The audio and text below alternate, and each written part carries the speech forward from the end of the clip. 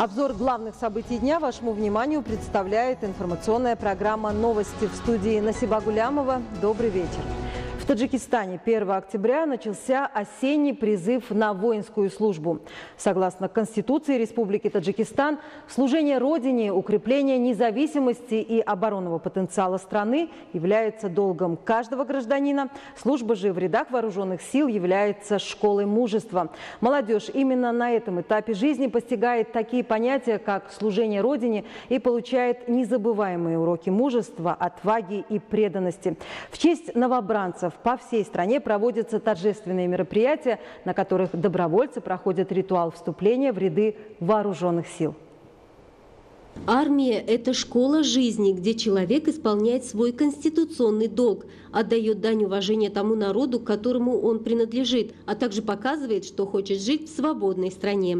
В Таджикистане 1 октября начался осенний призыв на воинскую службу. В честь новобранцев по всей стране проводятся торжественные мероприятия, на которых подчеркивается важность качественного военно-патриотического воспитания и поощрения молодежи, добровольно вступающей в ряды вооруженных сил. Ведь чтобы противостоять внешней угрозе, требуется регулярная армия, вооруженные силы, которые состоят из хорошо обученных профессионалов, добровольно согласившихся служить своему отечеству. В первый же день призыва по городу Душанбе в ряды вооруженных сил Республики Таджикистан зачислено более 180 добровольцев.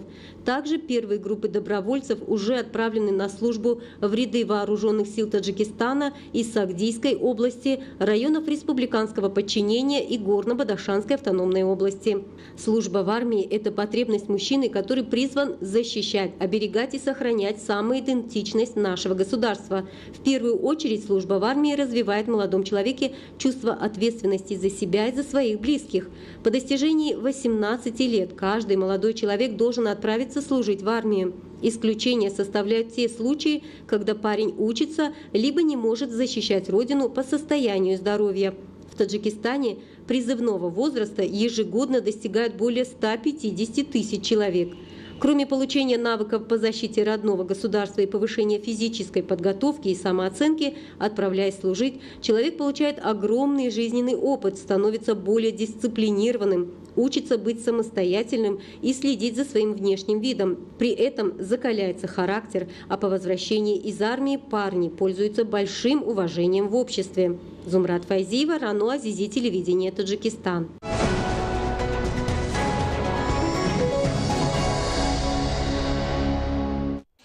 В Таджикистане запущен процесс разработки национальной стратегии по финансовой доступности или инклюзивности. На мероприятии, которое проходит в эти дни в Душанбе, был представлен обзор состояния финансовой доступности в Таджикистане на сегодняшний день, а также обсуждались действия, проведенные для ее расширения. На мероприятии приняли участие представители международных финансовых структур и представители соответствующих министерств и ведомств республики с целью регулирования платежных услуг, упрощения и прозрачности операций, уменьшения использования наличных денег в обращении и расширения безналичного расчета в стране осуществляются все необходимые меры. Данная стратегия будет способствовать совершенствованию системы банковского контроля и соблюдению норм со стороны кредитных организаций, укреплению их финансового состояния, повышению качества корпоративного управления, уменьшению степени рисков и снижению неактивных кредитов, привлечению иностранных инвестиций в экономику страны, а также по подготовке специалистов банковской сферы и повышению уровня их квалификации. Независимый Таджикистан под флагом единства и сплоченности, благоустройства и созидания в свете мудрой политики и глобальных инициатив основателя мира и национального единства, лидера нации, президента Республики Таджикистан, уважаемого Эмомали Рахмона, сумел занять достойное место на региональной и международной арене. Дипломатические отношения Таджикистана налажены почти со всеми странами-членами Организации Объединенных Наций. Об этом было отмечено на торжественном собрании в Министерстве иностранных дел Республики Таджикистан в честь Дня работников дипломатической службы.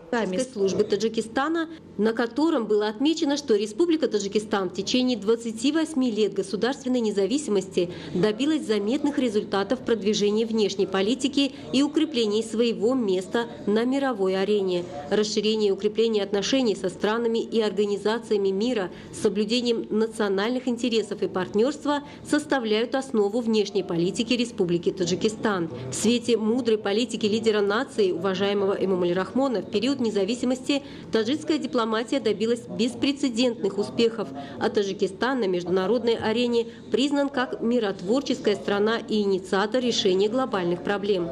Мы в торжественной обстановке отпраздновали День сотрудников дипломатической службы Таджикистана.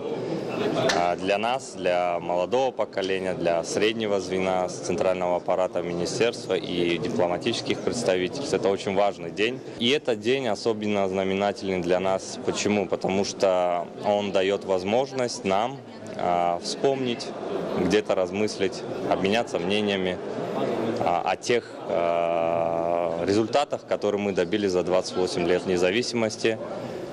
В то же время это день, когда мы даем оценку нашей работе, что было сделано. Как вы знаете, за 28 лет внешняя политика Таджикистана достигла определенных результатов, позитивных.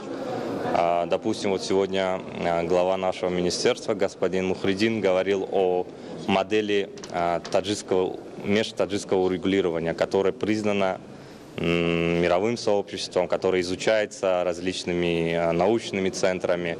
Мы говорим о той модели, которая была применена при достижении мирного урегулирования межгражданского противостояния в Таджикистане. И эту модель, в том числе, международное сообщество признает как одним из достижений нашей внешней политики. В 1993 году глава уже независимого Таджикистана, новый президент, уважаемый Эмомали Рахмон, впервые выступил 29 сентября с трибуны Генеральной Ассамблеи ООН. И впоследствии было принято решение, что именно этот день, 29 сентября, будет праздноваться как День сотрудников дипломатической службы, потому что тогда, в 1993 году, наш глава государства обозначил и представил мировому сообществу те приоритеты, которые впоследствии Таджикистан реализовал во внешней политике. И это очень важная дата. Анализируя достижения внешней политики правительства Республики Таджикистан, политологи связывают их с устойчивой политической позицией, дальновидностью и гуманностью лидера нации, президента Республики Таджикистан, уважаемого Эмомали Рахмона. Действительно, наш лидер нации своими научно обоснованными инициативами, предложениями и проектами, выражающими общие человеческие интересы на международной арене, стал признанным политиком, успешно ведущим независимый Таджикистан по пути всестороннего развития во благо своего и других народов. Зумрат Файзиева, Ахлидени Карим, Рано Азизи, телевидение Таджикистан.